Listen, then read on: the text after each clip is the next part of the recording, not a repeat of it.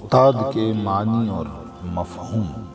کسی اسکول کی عمارت اور اس کے حدود کتنے ہی خوش منظر کیوں نہ ہوں اور درس و تدریس کے سامان کتنے ہی وافر اور جدید کیوں نہ ہوں، پھر بھی اسکول میں کیے ہوئے کام کی فضیلت کا انحصار آخر کار استاد کی صفات پر ہی ہوتا ہے۔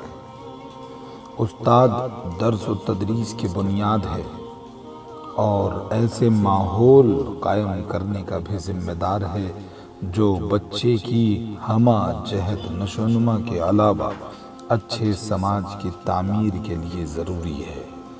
استاد ایک فارسی لفظ ہے جس کے معنی سکھانے والا، کامل فن، مشاق وغیرہ کے ہوتے ہیں۔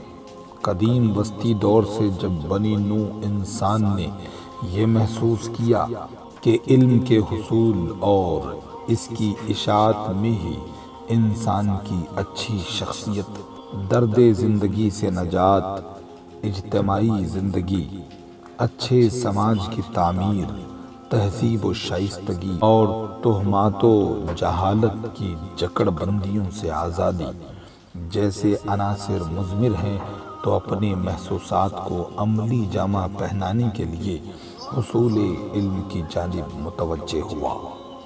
حصول علم کے بعد جو طبقہ علم کی اشاعت میں مصروف ہوا وہ استاد کہلایا، جسے ہمارے ہندوستان کی گنگا جمنی تہذیب نے ایک طرف پنڈت، ادھیاپک، گرو، اپادھیا، اپدیشک، شاستری اور شکشک کے نام سے یاد کیا، تو دوسری طرف معلم، مدرس، علامہ، شیخ، پیر، آموزگار، مربی، واعظ اور خطیب کے نام سے موسوم کیا۔